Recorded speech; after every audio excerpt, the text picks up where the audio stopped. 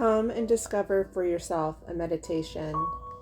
Jesus answered, "Come and discover for yourselves."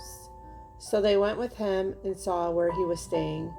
And since it was late in the afternoon, they spent the rest of the day with Jesus. John 1:39.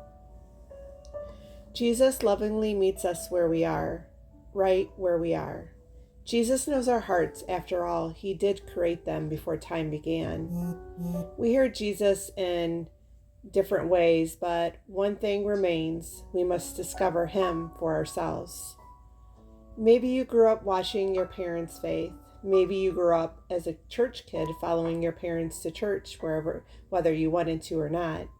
You heard about Jesus all your life, but for you, Jesus got into your mind and not into your heart. Maybe like John the Baptist's disciples, Jesus says to you, "Come and discover for yourself." Sometimes Jesus finds us when we can't see who we are. Maybe we're stuck in our limitations and we can't see past all our wounds. We've done things that keep us at a distance. When Andrew met Jesus, he changed his name. Jesus only saw Andrew for who he really was. His potential was hidden under the ground. Jesus called Andrew by a new name, Peter, which means the rock. Peter couldn't see it yet, but Jesus not only named him that day, but he changed his whole identity and gave him a new name. Sometimes Jesus finds us. Sometimes when Jesus finds us, we're just ready and we go and find a friend. Like Philip, we tell our friend, Philip said, "We found him. We found the one we've been waiting for."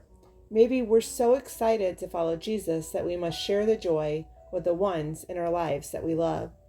Sometimes we're skeptical. Maybe we're doubtful like Nathaniel. Maybe you're curious enough to go and find out.